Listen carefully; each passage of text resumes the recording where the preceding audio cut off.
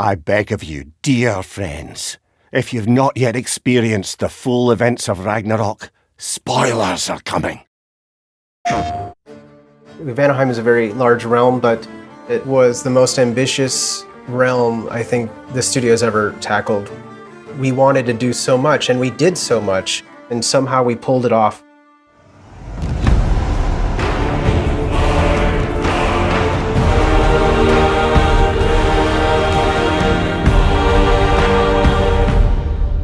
Hi, my name is Aaron Contreras, and I am a senior environment artist at Santa Monica Studio. My name is Lena. My role on the game is a 3D environment artist. My name is Jeremy War, and I'm a senior staff level designer. My name is Elizabeth Bright, and I'm a level designer at Santa Monica Studio.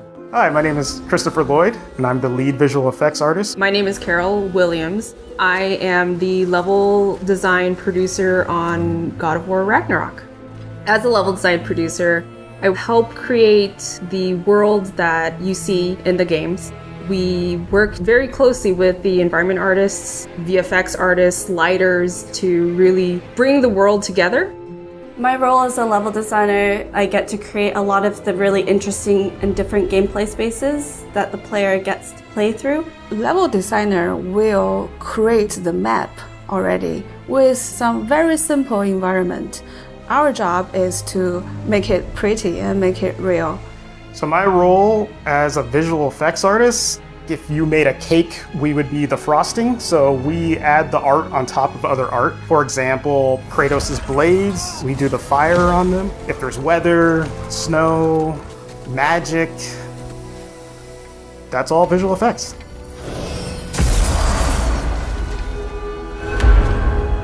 Wow, it's beautiful.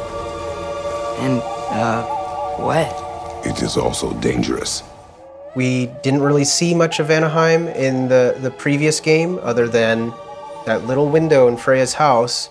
So what we did was we took that little window and we just really expanded that, and we almost kind of turned that into like multiple different biomes all within one realm. You know, you've got the jungles, you've got the savannas, you've got these ruins, you've got caves, you've got kind of like swampy areas. And they all kind of retain a little bit of that palette from that original window. We pull a lot from Norse mythology as we're creating the different realms, but we've also added our own unique twists and inspiration to each of the realms, so the player is surprised each time they play through, with the added layer of Fimbulwinter and the upcoming war to add tension and build interest as the player plays through these different sections. Vanaheim had very little kind of actual written mythology, but in our own kind of story, we've implemented the story of Skull and Hati and kind of the idea of the moon and the sun and other characters such as Freya. Those were some physical, mythological elements that we could use to put into the environment to really help tell the player and anyone that's kind of paying attention, like, okay, this is Vanaheim. Pretty much it originated from the concept art and the storyboards that the artists created in terms of coming up with unique visions for what a Vanaheim jungle could look like. So pieces showing sort of the thick jungle, the canopy. From those sort of visual cues, we basically lay out the player's journey through Vanaheim as it adheres to the narrative direction. Vanaheim is extremely different than all the other realms that we visit. The grotto specifically, or the crater, where we actually get to see that world. Fate only binds you if you let it. Do what is necessary, not because it is written. Vanaheim is very unique. Typically, a level would have like one main state where that state sort of determines the look and how things behave. For Vanaheim, the realm features a time of day cycle. So what that means is that all areas of the level, except for a small few, every area has two different states that are fully functional and determine, their behavior. Implementing the day-night cycle kind of meant like, okay, what can we do with the plants? Can we make plants animate, or can we have a scene where you're there during the daytime, then you come back later and it's drastically different? We have to make effects for the daytime and the nighttime, so that way they read on both levels. So in the daytime, it's a lot more subtle, but everything still reads well and feels natural. At night, we want, effects to kind of glow. You'll notice some plants will start having some nighttime glowing feel. There's certain foliage or plant life that would be active. Different wildlife could be active. Enemies that the player may fight are tied to the time of day. And the way that Vanaheim is set up, the level can transition from one state to the other at a moment's notice. And that's particularly important once the player gets control of the time of day later on in the game, where they can pretty much change it at their discretion. It was a very challenging under the hood to get all these parts to work correctly. Yeah, it was a very satisfying challenge to accomplish. I don't know if you've ever been in a jungle before, but it gets pretty disorienting. So, whether it be day or night, you'll just get lost.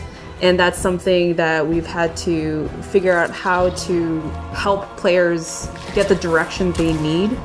And again, adding the layer of the day versus night made it even extra challenging. My priority, other than to make things beautiful and realistic, I also focus on how to make plays memorable, so it's not feel generic or repetitive, or for player to get lost easily. I would, let's say, put a very weird shaped rock on the side of road, and so when player passes by, they will be like, oh, I remember that rock.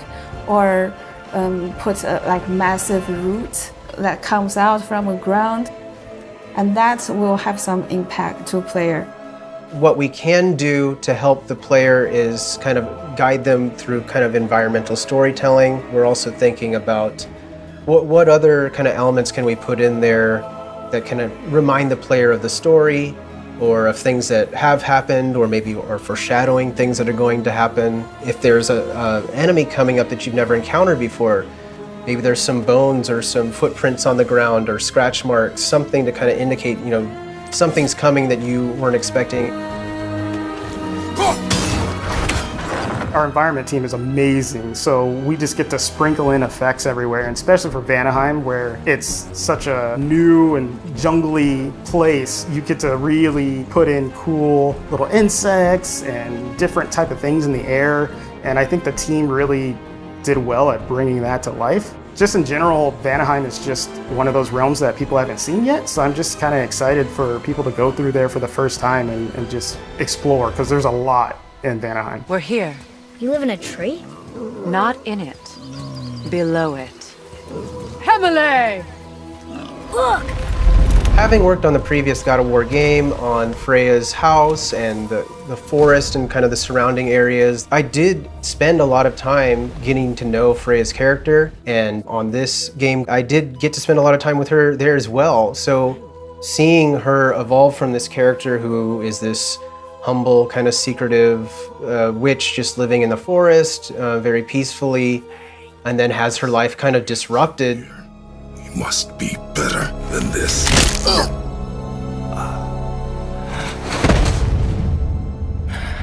In the last moments of God of War 2018, what Kratos had done to Freya by killing her son. He saved your life! He robbed me of everything! We left off seeing Freya very angry and bitter towards Kratos, wanting revenge.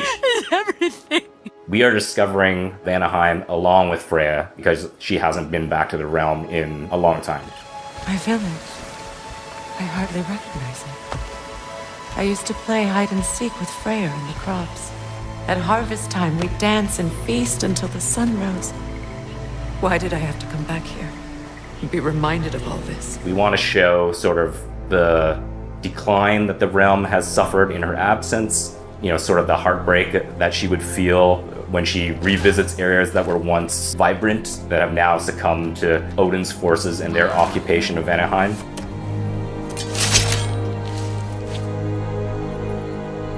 You are not the one who needs to die. Just in the environment art alone, you can see this realm used to be something much greater. Freya used to be someone much greater. She used to be a queen, but that's all but forgotten now. All you see are these strewn bits of stone and metal and everything just intertwined with the jungle environment.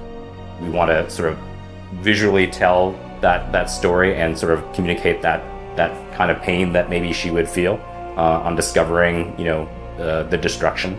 But I think there's also a bit of like a redemption as well in terms of her finally coming back and trying to reclaim what was once under her rule, and then sort of showing some hope for the future in terms of her starting to mount a resistance against Odin.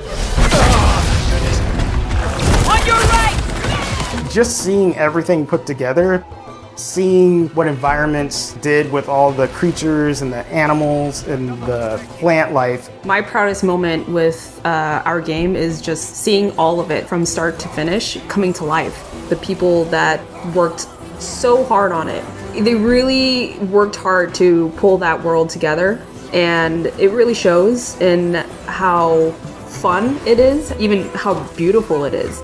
Seeing what it became is really amazing to me.